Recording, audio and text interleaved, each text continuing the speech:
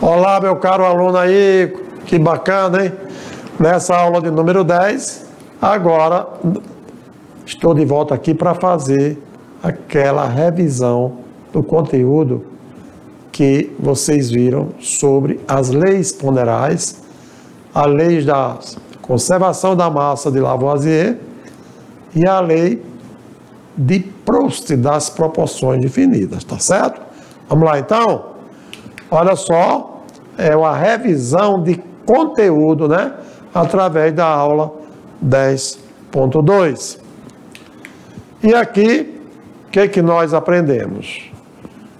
Sobre a lei da conservação da massa, que é a lei de Lavoisier. Então, a lei de Lavoisier foi com base no que o cientista realizou experimentalmente.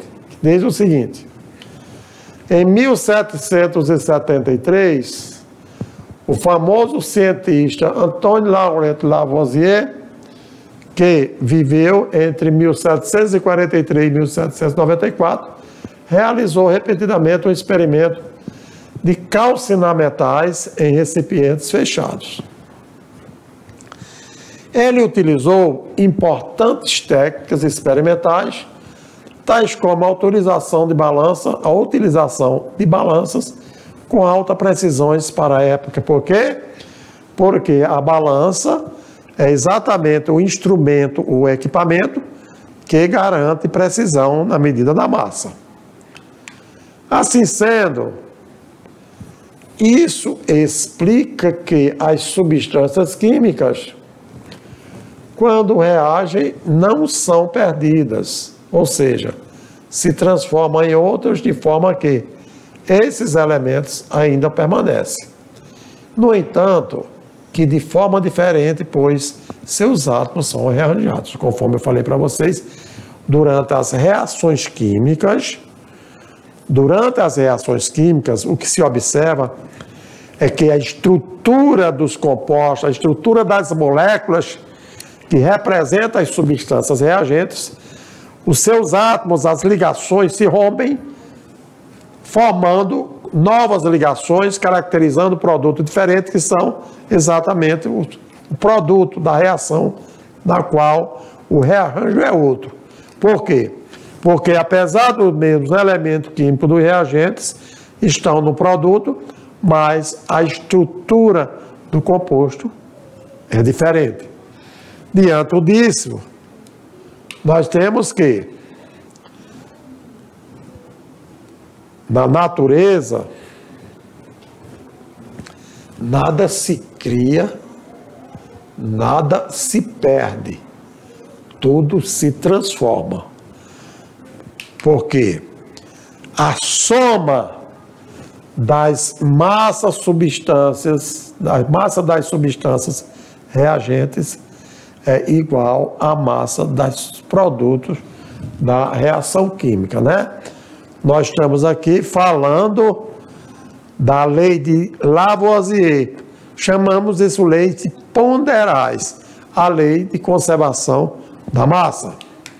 E na sequência nós também aprendemos sobre a lei das proporções definidas, a lei de Proust, onde Proust assegurava que uma determinada substância composta é formada por substâncias mais simples, unidas sempre na mesma proporção em massa.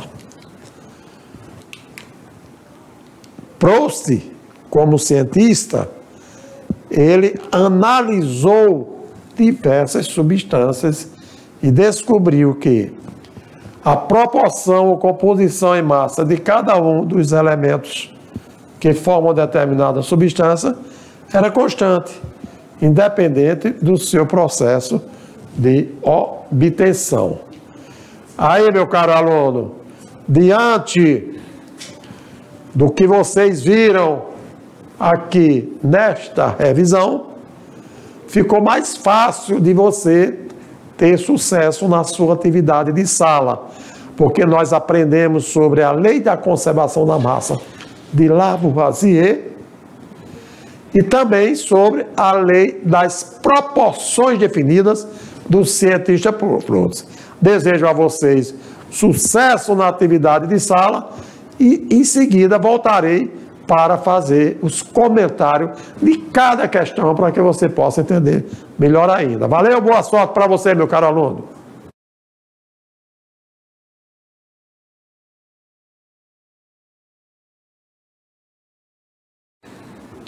E aqui, meus caros alunos, estamos aí para tirando dúvidas, ok? Olha, aqui estamos no processo de tirando dúvida sobre a resolução da atividade de sala. Vamos lá? Olha só que temos nessa primeira questão. Na questão de número 1, diz o seguinte: 100 gramas de calcário, né? Calcário é o nome comercial do carbonato de cálcio, CaCO3, que é colocada sobre aquecimento e se decompõe em 56 gramas de cal vivo, que é o CaO, óxido de cálcio, e 44 gramas de gás carbônico, CO2. Essa afirmativa está baseada ou enfocada ou assegurada conforme a lei de qual cientista? Lembrando-se que a massa atômica ou a massa molar do cálcio é 40, do carbono 12 e do oxigênio 16. Resposta: essa afirmativa ela está evidenciada com base na lei de Lavoisier. Será que é a lei de Dalton, a lei de Richter, a lei de Gay-Lussac ou a lei de Proust? Você está lembrado, meus caros alunos? Viu aí os números que constituem os componentes da reação? Será que agora deu para você entender qual cientista se baseia a teoria que envolve o enunciado dessa questão? E aí, meu caro aluno? Vamos lá? Hein? Olha só. Se você afirmou que na letra A, essa afirmativa está baseada na lei de Lavoisier, parabéns, totalmente correta a questão, e isso representa que você assimilou o que ensinamos durante a nossa aula, beleza? Mas ainda vamos para o comentário aqui, ó, escrito. Por que foi a alternativa A? Porque, segundo a lei da conservação das massas de Lavoisier, a massa total dos reagentes numa reação é igual à massa total dos produtos. Evidenciando a expressão da reação, vamos lá. CaCO3, que representa o componente principal do calcário, ok? Ele se decompôs em CaO, cal virgem, mais gás carbônico. E no calcário tinha 100 gramas.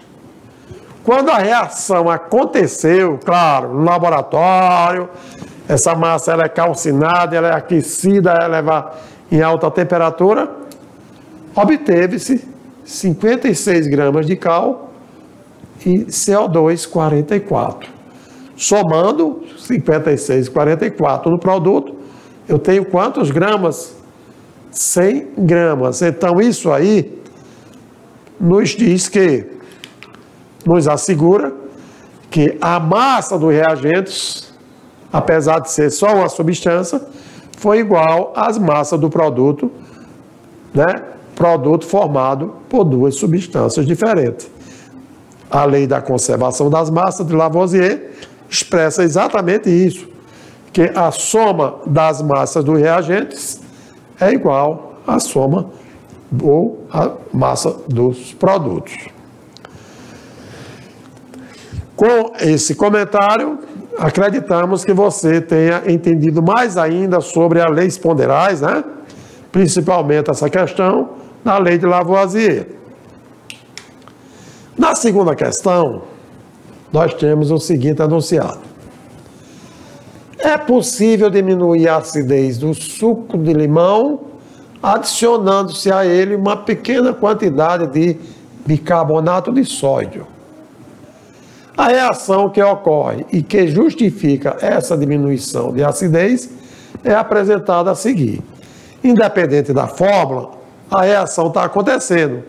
Então, eu tenho o ácido cítrico reagindo com bicarbonato de sódio e no produto eu tenho 3 substâncias: citrato de sódio, água, dióxido de carbono. Para uma total neutralização, são necessários 252 gramas de bicarbonato de sódio para 192 gramas de ácido cítrico.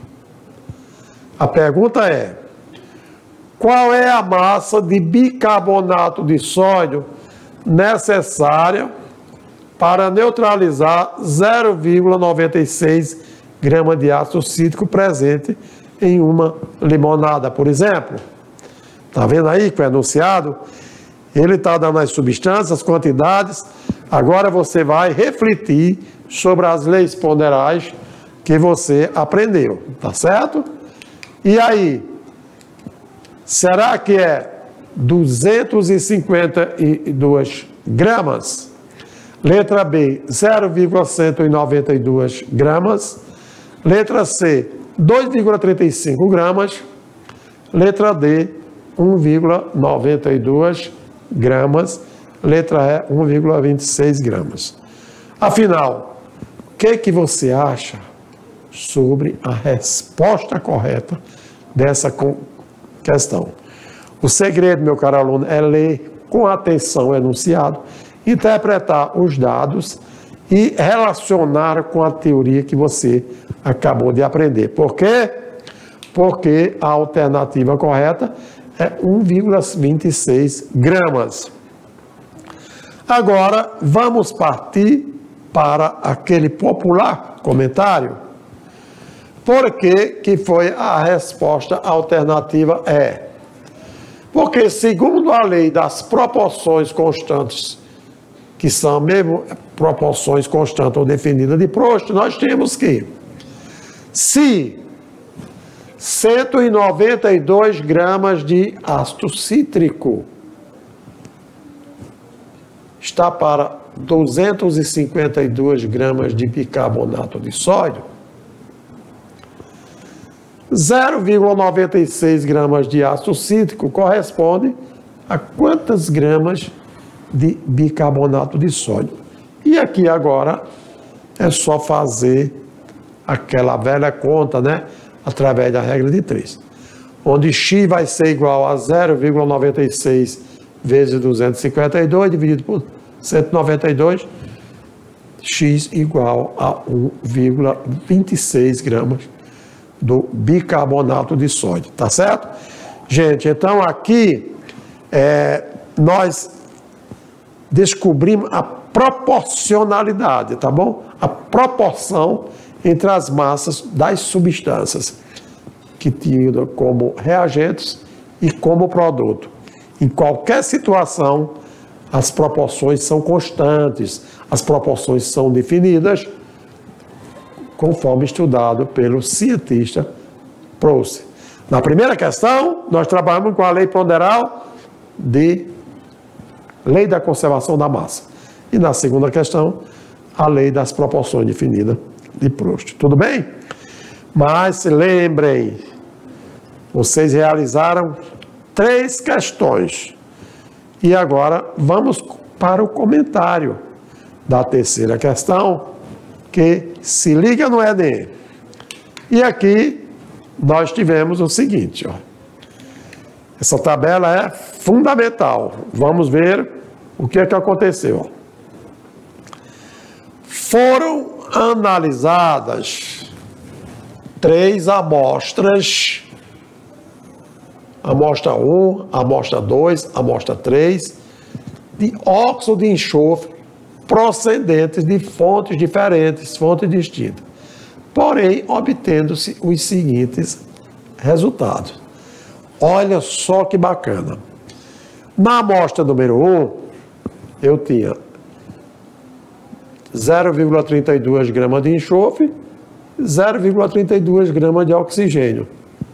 Porém, a massa da amostra, 0,64. Ótimo.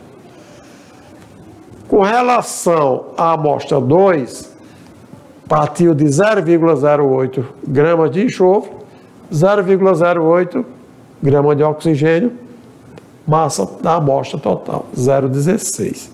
E na amostra 3, 0,32 de enxofre, 0,48 de oxigênio, 0,8 a massa da amostra.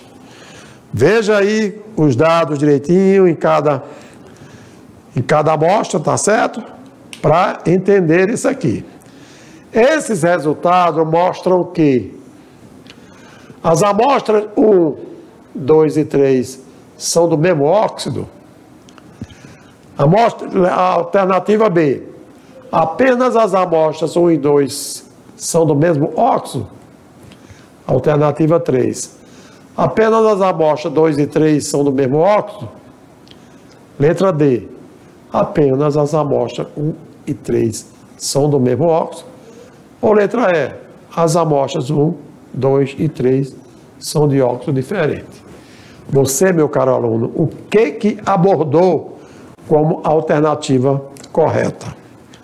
Olha só, se você assinalou a letra B, está claro que as amostras 1 e 2 são do mesmo óxido. Por quê? Vamos ao comentário. Alternativa B, por quê? Observe que a amostra 1 e 2 segue a lei de Proust e mantém a proporção da reação constante. Da amostra 1 para 2, a massa de todos os participantes diminui exatamente 1/4, na relação de 1 para 4. Já a amostra 3 não manteve a mesma proporção. Ou seja, comparando 1 com 2, quanto é 0,32 de 0,08? 4 vezes, meu nobre. Então, comparando a 2 com a 1, então a relação é de 1 para 4. A massa do oxigênio, 0,32 para 0,08. 1 para 4. Com relação à massa da amostra, nós tivemos na primeira 0,64 gramas, na segunda 0,16. Quantas vezes 0,64 é maior do que 0,16? 4 vezes. Então, nós temos da 2 para a 1, a amostra 1, a proporção de 1 para 4. Agora, você compara, digamos assim, a terceira amostra. A terceira amostra, 0,32 na terceira, para a primeira 0,32, 1 para 1. 0,48 de oxigênio para 0,32, olha lá, 1, né? E com relação da amostra, 0,8 para 0,64, não mantém proporção, portanto, não mantém proporção da amostra 3 para a amostra 2, assegurando que a proporcionalidade que a lei de Proust está assegurado com relação à amostra 1 e 2. Por isso, nesta questão, obtivemos a alternativa, a letra B. Tudo bem até aí, meu caro aluno? Então, pausadamente, né, procuramos explicar através de exemplos, através de aprender fazendo, durante a aula. E aqui, na correção dessa atividade, no comentário tirando dúvida dessa atividade, explicando mais uma vez qual a alternativa correta para que você siga em frente com os conhecimentos sobre as leis ponderadas. Tudo bem? Meu caro aluno, olha só, fique ligado, porque você ainda vai ter bastante aula de química pela frente. Tudo bem? Valeu!